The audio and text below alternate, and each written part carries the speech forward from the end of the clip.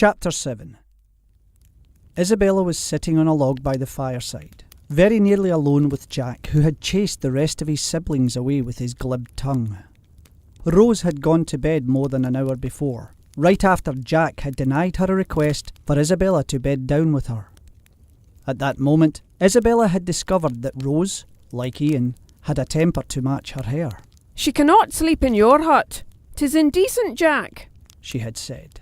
But Jack had been unyielding, arguing that he was responsible for everyone's safety, including Isabella's. "How do you intend to keep Lady Redesdale from escaping if she had a mind to do so?" Jack had said to Rose. Isabella had pledged not to attempt to leave their camp. Still, Jack had only grown increasingly adamant. Finally, Rose could do naught but storm off in a huff. Having been forced to find a new champion, Isabella had looked to the younger brothers with pleading eyes, but none would shoulder her cause. One by one, they had all retired. Now, only she, Jack, and Quinn remained. Isabella stared hard at Quinn, who shifted in his seat. Nigh jumping to his feet, he said, "I bid ye good night, Lady Redesdale." And with a bow, he was gone. It took all her restraint not to call after him and beg him not to leave her alone with Jack. "'Tis time, Princess." Her eyes locked with his. "Time for what?" A slow smile spread across his face. "'Tis time for sleep." She arched a brow at him. "Sleep?" "Ladies do sleep, do they not?" She rolled her eyes and stood. Chin raised high, she turned on her heel and started toward his hut. She had not taken 3 steps before he was standing in front of her, blocking her path. "You're eager to make it to my quarters." "Eager is a strong word," she snapped. One side of his mouth lifted in a cocky smile before he bowed low at the waist. Then he straightened and offered her his hand. "Allow me to escort you, my lady," he said, mimicking her speech. Fist clenched, she pressed her lips together to restrain the slew of rebuttals fighting to break free. She refused to give him the satisfaction of knowing how much he unnerved her.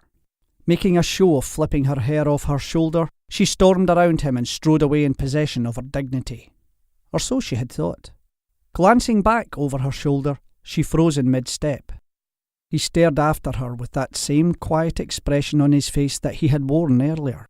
A shiver shot up her spine as a slow smile tugged at the side of his lips. Confused, she whirled back around and raced the rest of the way to his hut. Her heart beat her chest as she opened the door.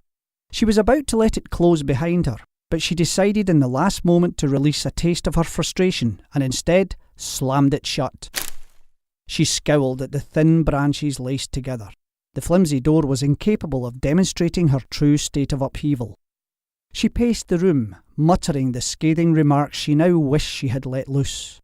How dare he speak to her with such disrespect, and then a moment later look at her in that warm, appreciative way as if she were the conjured meadow or steady sea. She backed away from the door, her eyes scanning the room for something heavy enough to bar his way.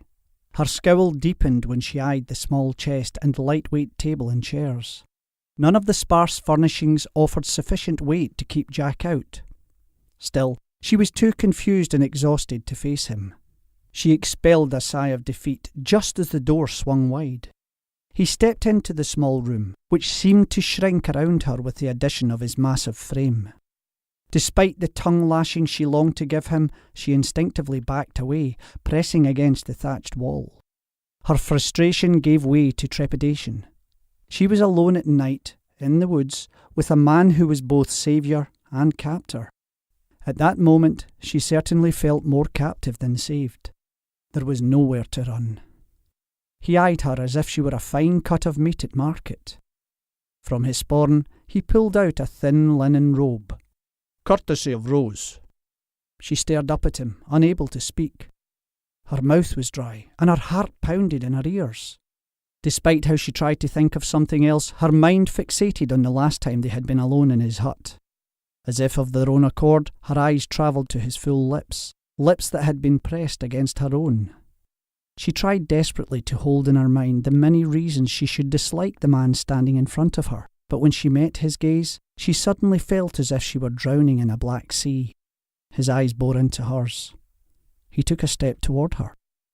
Her breath hitched. Again he stepped closer. She fought to swallow, but her throat suddenly felt thick. He stood so close now. She opened her mouth to protest, to punish his audacity and pride. But the words did not come. Her objections remained lodged in her throat, along with her thundering heart, as he planted his hands on the wall on either side of her head. Surrounding her, he enclosed her in a cage of muscle and his all-too-familiar woody scent. He was so big and strong, and smelled so good. He was unlike any man she had ever met. The intensity of his ebony gaze burned through her like wildfire. He drew closer still. She could not breathe. Slowly he bent his head, lowering his lips until they were a breath away from hers. A sweet ache coiled in her stomach. She closed her eyes and waited for his lips to touch hers. But they never came. A cool breeze caressed her cheek and forced open her eyes the instant before the door shut behind him. Her knees gave way, and she slid to the ground, resting her head against the thatched wall. "Jack," she whispered. She hid behind her hands. Dear Lord above, her body had been awakened by the last man on God's green earth she should ever want. Her mind was spinning out of control as the day's events combined with the tumult of new sensations coursed through her body. She gripped her stomach, feeling as though she would be sick again, but it was not bile that pushed for a way out. A wave of tears stung her eyes, and she collapsed beneath the weight of the day. With hands in tight fists, Jack ploughed his way through the grove. His heart thundered in his chest, igniting a searing pain that pulsed at his temples. He stormed around a copse of birch trees and passed into a small glen, heading straight for a clear, deep brook. Jerking his tunic over his head, he dove into the icy water and let the chill ease his body. God above, he wanted her. "Why?" he growled out loud. He had spent less than a full day in her company, and here he was fixating on her, burning for her. Hell, he had nearly taken her against the wall, and what drove him near to madness was that she might have actually welcomed his touch. He closed his eyes then to better remember her parting lips and quick breaths as she held still, waiting for his kiss. He should have taken her. What sort of lady would not fight the advances of a commoner, and a thief at that? Perhaps she was free with her kisses and made light of her virtue with the English lords in her treacherous king's court. He should have had his way with her. Then he would not now be paying for his self-control. With a curse, he dove once more beneath the water. That was not his way.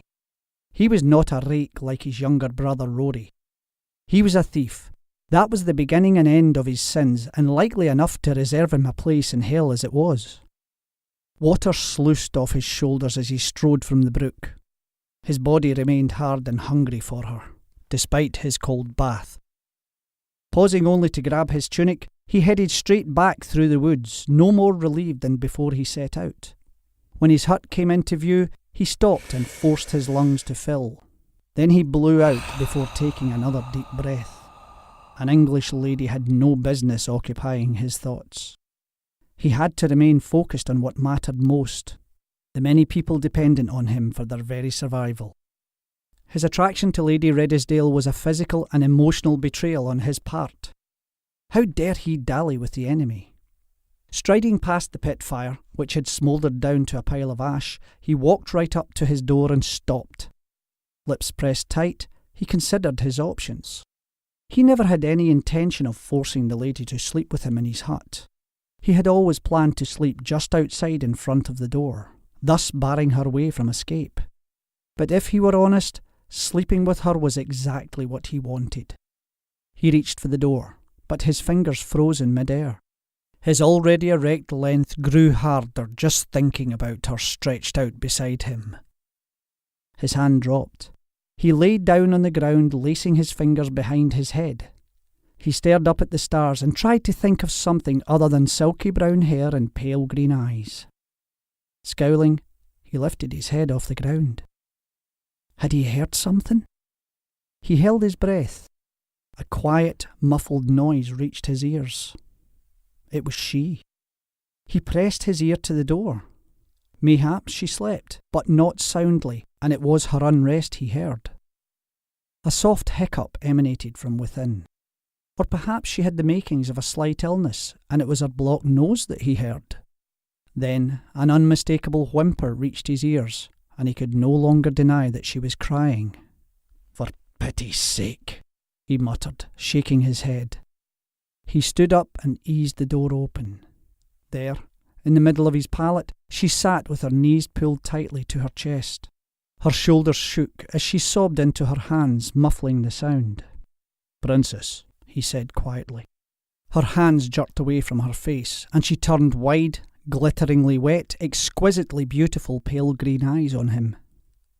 His heart broke. He had never been able to withstand a woman's tears. The hard front he had been struggling to hold in place since they had first met melted. At once, she was no longer Lady Redesdale. She was just Bella, a woman who had been through a great deal that day. "Don't cry, Bella. Please don't cry." Hugging her arms around her legs, she buried her face, hiding her tears. "Go away," she sobbed. He wrapped his arms around her. "Hush, lass," he crooned. Gently, he picked her up, cradling her in his arms. Her wet cheek pressed against his bare chest. He sat down in the chair and gently rocked her. Her soft body yielded to his. "Never you mind. You just cry it out, lass. You've earned your tears."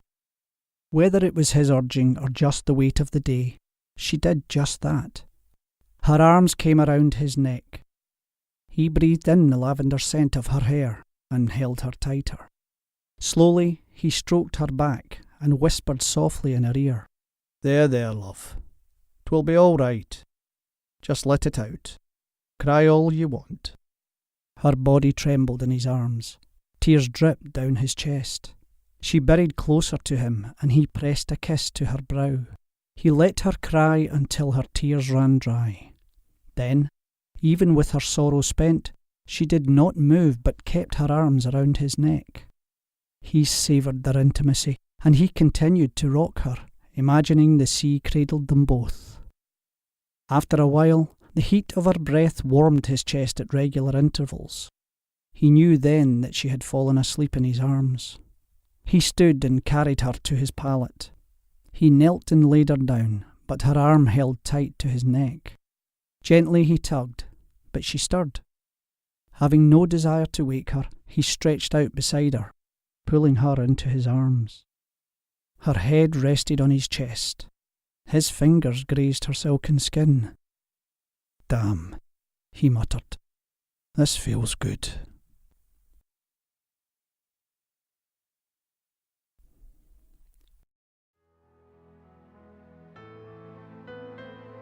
Thank you so much for watching. If you would like to enjoy more videos like this one, click the thumbs up button and subscribe to our channel.